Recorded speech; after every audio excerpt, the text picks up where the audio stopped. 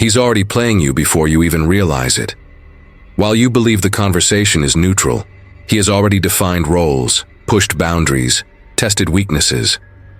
A manipulator doesn't win by yelling, he wins by rhythm. He speaks, you react. He provokes, you explain. And every explanation is a piece of your authority handed over without resistance. The common mistake is thinking confrontation solves it. It doesn't. Confrontation is his oxygen. The one who accuses becomes emotional. The one who tries to prove something becomes predictable. And predictability in this game is a sentence of submission. The manipulator doesn't fear direct strength. He fears a vacuum, silence, ambiguity, the absence of reaction where he expected control. There's a comfortable lie you were taught, that exposing, unmasking, or calling someone out with the truth weakens the other person. In real power dynamics, that only reveals your need for validation. Machiavelli already saw this with brutal clarity. Whoever shows their cards too early gives up the game. Whoever reacts loses the frame.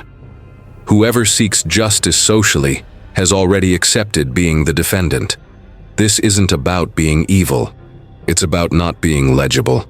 Manipulation isn't a rare talent, it's a predictable human pattern, biological, repeated in hierarchies since forever. And there is a specific tactic that implodes this pattern without confrontation, without explanation, without noise. When you understand it, the manipulator short-circuits, and the game flips before he even realizes it. Stop feeding the monster. Every time you explain, every time you defend yourself, every time you try to prove your innocence or expose their lie, you think you're fighting, you think you're protecting yourself. But in reality, you're pouring gasoline on a fire that only burns because you keep feeding it. Picture the scenario. The manipulator throws the bait, a baseless accusation, a distortion of your motives, a complete inversion of reality. You feel the indignation rise like lava in your chest. Your heart races, your hands shake, your brain screams that you need to correct the record, you need to make people see the truth, you need to expose the lie. So you speak. You explain the context. You list the facts, you show evidence, you argue logically. And in that exact moment, you've handed him victory on a silver platter, because the manipulator doesn't want the truth. He wants exactly this: your reaction, your energy, your time, your desperate attention. There's a brutal difference between winning a debate and destroying a manipulator. You can present every argument in the world, all the evidence, all the witnesses. You can be completely right and still lose. Because manipulators don't operate on the terrain of logic. They operate on the terrain of emotion, of chaos, of confusion. And every time you step onto that terrain, every time you accept the invitation to drama, you strengthen their power over you. Niccolo Machiavelli, the architect of the most brutal power dynamics in human history, understood a truth most people will never see. He knew that real power isn't in winning confrontations. It's in controlling the psychological terrain where the game takes place. It's in choosing not to play when the board is stacked against you. And more importantly, it's in destroying the enemy, not through frontal attacks, but through the strategic withdrawal of the only thing that keeps him alive. Today, we're going to dissect the psychological anatomy of the manipulator. We're going to understand how he operates, how he builds his architecture of control, and why your current defense tactics only strengthen that architecture. I'll show you the 7 layers of a Machiavellian tactic of silent destruction. How to turn every interaction into an empty transaction. How to use calculated indifference as a surgical weapon. How to make the manipulator implode through the simple absence of your emotional reaction. How to become a void so deep that he can't touch you, provoke you, or control you. But be warned, this will require you to kill a part of yourself. The part that begs for immediate justice. The part that wants everyone to see who the real villain is. The part that needs to be validated, understood, recognized as an innocent victim. Those parts must die so the strategist can be born. If you're not ready for that psychological funeral, leave now. If you're ready to stop being prey and become a silent predator, let's begin. So why do you keep reacting? Why, after months or years of being manipulated, do you still bite the bait every time it's thrown? It's not because you're stupid. It's not because you're weak. It's because you were programmed from childhood to believe that injustice demands an immediate response, that lies must be corrected, that attacks must be defended. Go back to when you were 7 years old. An older sibling falsely accuses you of breaking something. Your parents are watching. The only way to escape unjust punishment is to defend your innocence with urgency and intensity. You learn that explanation is survival, that justification is protection, that the faster and more forcefully you react, the greater the chance of being heard and believed. This programming roots itself deeply in your nervous system. The problem is that you grew up, but the program didn't update. You still react to adult manipulators the way that 7-year-old reacted to their sibling. You still believe verbal defense is protection, that exposing the lie will free you. It won't, because the adult manipulator isn't a child misbehaving. He's a psychological predator who has refined his tactic over decades, and his tactic depends entirely on one thing: you reacting in a predictable way. When you defend yourself, when you explain, when you try to convince observers of the truth, you're dancing to the music he composed. You're performing on the stage he built. You're accepting the role of defendant in a courtroom that exists only in his head. And in that courtroom, you will never be innocent, because real innocence or guilt doesn't matter. What matters is that he got you to dance. Here's the perspective shift that will set you free. Manipulators are addicts, addicted to control, addicted to the ability to provoke specific reactions in other people. Their entire identity is built on this power to make you dance, shake, explain, beg. When that ability fails, when you stop reacting, they experience something similar to withdrawal. They start to panic, they escalate, they test. But if you hold the line, if you keep offering nothing but emptiness, they eventually collapse or go looking for another, more responsive victim. The manipulator's nervous system is literally calibrated to extract emotional response from you. When you deny that response, you're not just winning a single interaction. You're disintegrating the very neurological structure that sustains his power. That's destruction at the deepest possible level. It's not revenge, it's surgery. Now let's get to the biological mechanism that's betraying you. When the manipulator attacks, your amygdala interprets it as a social threat. In tribal times, being falsely accused in front of the group meant risk of exile, and exile meant death. So your body releases cortisol, activates the fight-or-flight system, and your entire being screams, "Defend yourself, correct this, prove your innocence." This response is biology, not weakness, but here's the problem. The modern world doesn't work like ancient tribes. Your survival doesn't depend on convincing the group that you're innocent. You won't die if some people believe the manipulator's distorted version, but your primitive biology doesn't know that. It keeps reacting as if your life depends on winning the narrative, and the manipulator exploits this biology.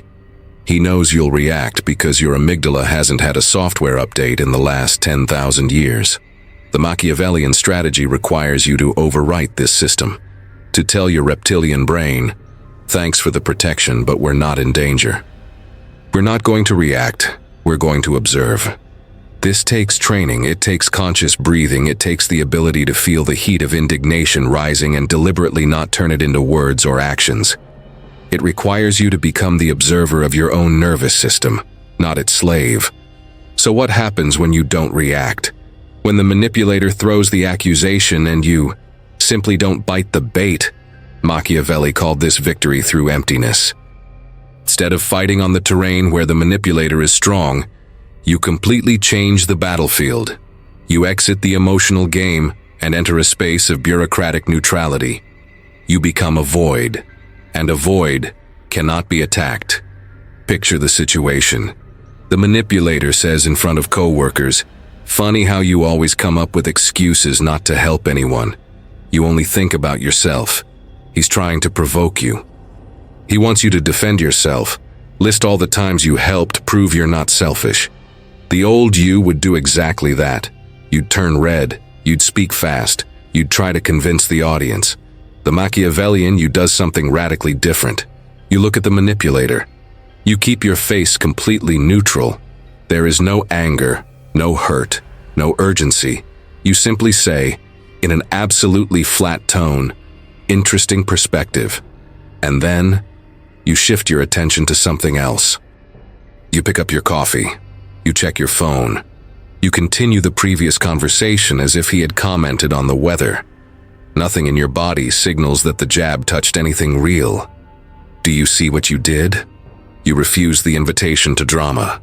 You treated an attempt at emotional manipulation as if it were a banal, uninteresting comment. You signaled that his opinion of you carries the same emotional weight as a fly buzzing in the room. And that genuine indifference, that total absence of defensive reaction, is more devastating to the manipulator than any verbal counterattack could ever be, because now he's alone with his own toxicity. He threw the grenade, but it didn't explode. It just sat there, inert, exposing the pathetic attempt at provocation. And the audience he was trying to impress doesn't see you flailing. They see him attacking the air. They see the disproportion between his aggression and your unshakable calm.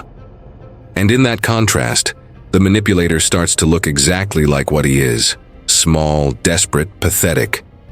This is called the dead mirror technique. You reflect back only empty politeness and bureaucratic neutrality. Every attempt to extract emotion from you hits a smooth surface where nothing sticks. Phrases like, "I understand your point of view," "I'll consider that." That's one way of seeing things, delivered with complete disinterest, create growing frustration in the manipulator. He's pushing, but there's no resistance. He's attacking, but there's no wound. He's shouting, but you're deaf. Think about the physics of it. An attack only works if there's something solid to hit. If you become missed, the blade passes through you without causing damage. The manipulator built his entire strategy around your emotional predictability. When you stop being predictable, when you become an emotional void, his entire strategy collapses. He becomes disoriented. He starts doubting his own tactics. And eventually, either he gives up, or he escalates to a point where he exposes his own madness for everyone to see. But for this to work, you can't be faking neutrality while boiling inside. The dead mirror has to be genuine. It has to come from a place where you truly no longer care about the manipulator's validation or opinion. And that brings us to the internal work required. Now let's go deeper into the psychology of what's really happening. Manipulators are emotional predators. And like any predator, they need to feel the prey react to validate their own power. A lion doesn't feel powerful hunting a rock. He needs to see the antelope run, the fear in its eyes, the desperate effort to escape. Only then does he feel like a lion. The manipulator works the same way. When you defend yourself, when you try to prove your innocence, when you're visibly affected by his accusations, you're validating his power over you. You're saying, "You affect me, you hurt me, you matter." And that validation is the oxygen that keeps the flame of manipulation burning. Without oxygen, the fire dies. Without validation, the manipulator loses his reason to exist. So when you stop defending yourself, something profound happens in the manipulator's psychology. His internal narrative starts to disintegrate, because the entire story he tells himself depends on you playing the role of the affected victim. He's the powerful antagonist who can make you dance. But if you don't dance anymore, what is he? If you don't react anymore, what's his role? He becomes an actor on an empty stage, shouting lines to an audience that already left. This narrative collapse is devastating to someone whose entire identity is built on the ability to control other people's emotions. It's literally an existential crisis. And you caused it by doing nothing, not attacking, not seeking revenge.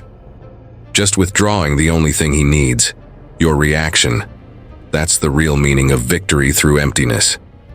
The void you create in his life is so deep, he can't fill it with more manipulation. All he can do is sit in his own insignificance. Here's the most counterintuitive technique of all. When the manipulator attacks you, when he distorts your motives or flips the blame, you don't deny it. You superficially agree. This is called the fog technique. And it works because it disarms the manipulator by removing all the resistance he expected to find. Here's how it works in practice. The manipulator says, "You're incredibly selfish. You only think about yourself." The defensive response would be, "I'm not selfish. Last week I helped you with X, Y, and Z. You're the ungrateful one." That response hands all the power to the manipulator, because now you're proving your worth to him, using his ruler to measure yourself. The fog response is, "You might be right, sometimes I am pretty focused on my own interests," said in a calm, almost bored tone, without apologizing, without justifying, just agreeing with the possibility without internalizing it. What does this do? It completely steals the impact of the attack. The manipulator prepared an entire counter-argument for your defenses, but you didn't defend anything. You vaguely agreed and kept living. Now he's holding a weapon with no target. He'll try to escalate. So you admit you're selfish? You respond, "If that's how you see it, I'm not going to argue with your perception." Always neutral, always uninterested, always making it clear that his opinion is his problem, not yours. You're not being rude, you're not being aggressive, you're simply refusing to enter the frame where he is the judge and you are the defendant. This drives the manipulator insane, because he knows the accusation isn't true. But he can't say that now because you agreed. He built a trap and fell into it. He started a game where every exit leads to his loss. If he keeps attacking after you agreed, he looks cruel and obsessed. If he stops, he lost the offensive. And meanwhile, you're completely calm, because you know that superficially agreeing with words doesn't change anything about your internal reality. The fog technique requires you to have deep enough self-knowledge to not confuse strategic agreement with real admission of guilt. You need to know who you are independently of what any manipulator says about you. When you have that internal anchor, you can agree with anything externally without shaking your center. You become water. You take the shape of the container without losing your essence. Now we move into the medium-term strategy, because controlling a single interaction is easy. But what if you have to coexist with the manipulator? What if it's a coworker, a family member, a partner? This is where the Machiavellian concept of progressive disengagement comes in. You don't cut contact abruptly, which would create drama. You gradually become less available, less interesting, less accessible. You disappear in slow motion. This means several practical things. First, you drastically reduce the amount of personal information you share. Manipulators use information as ammunition. Every detail of your life they know is a potential vulnerability. So you stop talking about your plans, your fears, your successes, your struggles. When they ask, "How are you?" you answer, "All good," and change the subject. When they ask about your projects, you say, "Taking it slow," and don't elaborate. You become a closed book. Second, you increase your response time. If before you replied to messages immediately, now you take hours or days. Not as a game, but because you're genuinely prioritizing more important things. You're signaling that they are not an urgency in your life. When they call, you don't always answer. When they invite you out, you're busy most of the time. Your availability to them goes from abundant to scarce. Third, you remove all emotional energy from the interactions. When you talk to them, you're polite but flat, like a bank teller processing a transaction. Yes. No. I understand. I'll look into it. You're never rude, never aggressive, just lifeless. You don't argue, you don't criticize, you don't complain. You simply offer a beige version of yourself, and the beige version is not interesting enough to manipulate. The cumulative effect of this over weeks and months is devastating for the manipulator. He realizes he can't provoke you anymore, that you've become a smooth wall where no hook sticks. That interacting with you is like interacting with a video game NPC that only has 3 pre-programmed lines. And manipulators hate boredom. They hate when the victim stops being entertainment. So eventually, they migrate to more responsive targets. And you're free. without creating any drama, without burning any bridges publicly, without lowering yourself to their level. But there is a cost. You'll feel cold, calculated. You'll wonder if you're becoming what you hate most. You'll feel guilt for not resolving things through dialogue. You need to understand that this guilt is social programming. Society taught you that you must always be available, always warm, always trying to fix relationships. But relationships with manipulators are not fixable. They are traps. And the only way out of a trap is to stop stepping into it. Progressive disengagement is not about punishing the manipulator. It's about saving yourself. It's about recognizing that you have finite energy and choosing not to waste it on someone who uses that energy as fuel to hurt you. This is not cruelty. It's strategic self-preservation. And if self-preservation makes you the villain in the manipulator's narrative, accept the role, because the alternative is continuing to be the victim.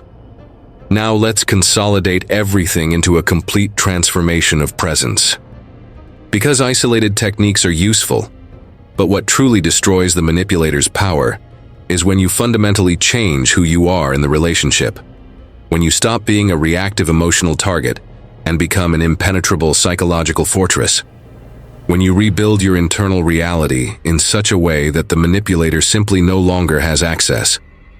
This begins with a deep philosophical decision. You need to accept that you cannot control what the manipulator says about you, what he thinks about you, or how he distorts your actions. You can only control your response. And the most powerful response is no response. It's operating on a completely different level of reality than his. It's living your life as if he were a minor character in a story that is no longer about him. Think of it this way. The manipulator built a mental stage where you are the protagonist and he is the director. He writes the script for your reactions. Every scene is designed to make you perform in a certain way. But what if you simply leave the theater?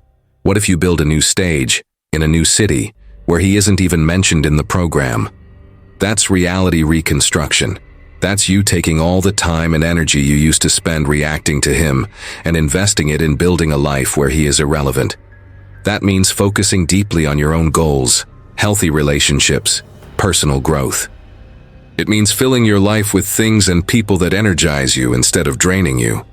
It means developing an identity so solid, so grounded in your own values and vision, that a manipulator's opinion of you carries the emotional weight of an ant commenting on an elephant. You're simply no longer operating on the scale where his opinion matters. When you reach this state, something almost magical happens. The manipulator feels it. He realizes he can't touch you anymore. That you've moved out of his range. And that, more than any confrontation, more than any public exposure, more than any revenge, is the definitive destruction. Because you proved through genuine indifference that he has no real power over you. That all the power he ever had was borrowed from your reaction. And now you've revoked the loan.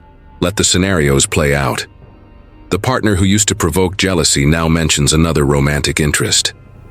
Before you'd feel insecure, question it, try to compete. Now you respond, good for you, with neutral sincerity and stay focused on your own life.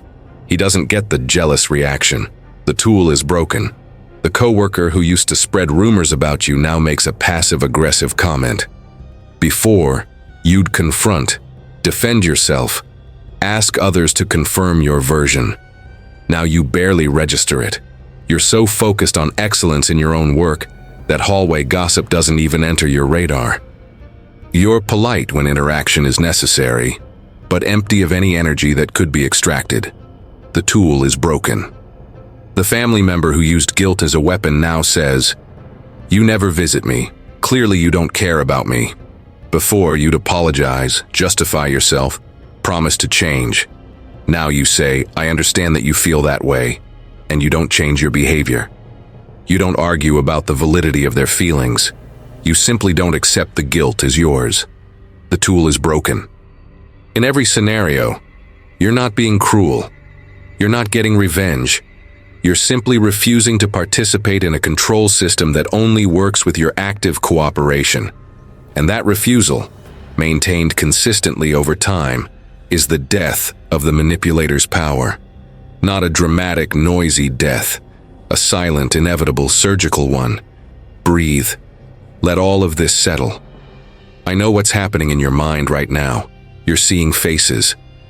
You're replaying past interactions and noticing all the moments where you bit the bait. You're feeling the anger of having been manipulated, but also the hope that now you have the tools to never be again. That mix of emotions is the beginning of transformation. But understand this clearly. The initial discomfort will be intense. The first time you apply the dead mirror with a manipulator who's used to making you dance, he will escalate. He will test. He will provoke harder, accuse more aggressively, try different angles.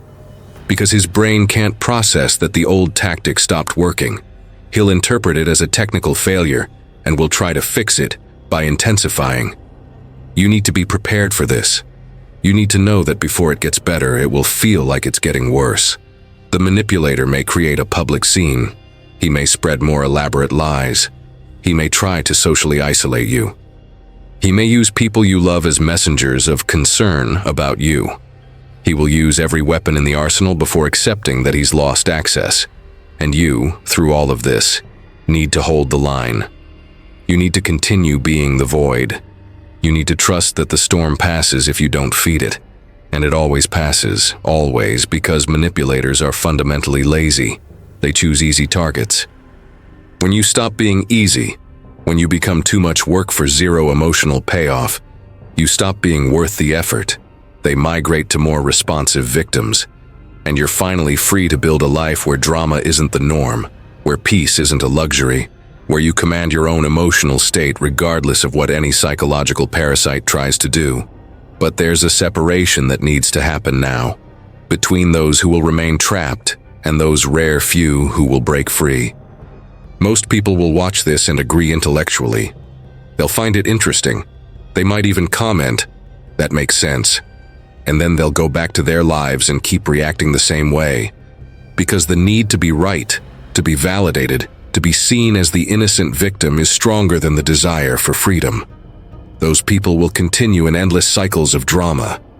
They'll keep trying to beat manipulators through confrontation, exposure, argumentation. They'll spend years, maybe decades, stuck in the same toxic dynamic because they can't let go of the need for immediate justice. They'd rather be right and suffer than be at peace and let the manipulator have the last word in the public narrative. But you're still here. You read this far not for entertainment, but because you recognized something true. Something that resonated with a part of you that's tired of being a puppet. A part that's ready to cut the strings and walk alone, even if the world doesn't understand. That part of you is the most valuable one. It's the strategic part, the Machiavellian part, the part that chooses power over approval. Here's the simple test. In your next interaction with the manipulator in your life, apply the dead mirror. When the provocation comes, respond with absolute neutrality. Interesting perspective. I'll think about it. I understand that you see it that way. And then observe. Observe the growing disorientation on his face when the expected reaction doesn't appear. Observe how he tries again from a different angle. And observe how you feel when you realize you're no longer dancing. You're watching. And the one who watches is not a victim. He's sovereign. This knowledge isn't about becoming a better person. It's not about forgiving. It's not about being the bigger person. It's about something far more fundamental. Strategic survival in a world where psychological predators exist and thrive. It's about recognizing that kindness without limits is not virtue, it's vulnerability. It's about accepting that some people don't deserve your emotional energy, your authentic presence, your open heart. They deserve only the empty shell of bureaucratic politeness. And that doesn't make you cold. It makes you free. If this resonated with the deepest shadows of your psyche, if you recognized in these words a truth that everyone around you denies for comfort, then you know what to do. Don't subscribe to the channel because I asked you to. Don't do it to support content. Subscribe because you're making a contract with yourself A contract that says, I choose to see reality as it is, not as I was taught it should be. I choose strategy over naive moralism. I choose peace over performative justice. This is a decision, and anyone who doesn't decide is deciding to remain trapped. Most will prefer to stay where they are, where it's safe and familiar, even if it's miserable. But the deep waters where manipulators can't breathe are only for a few. I'll see you in the shadows.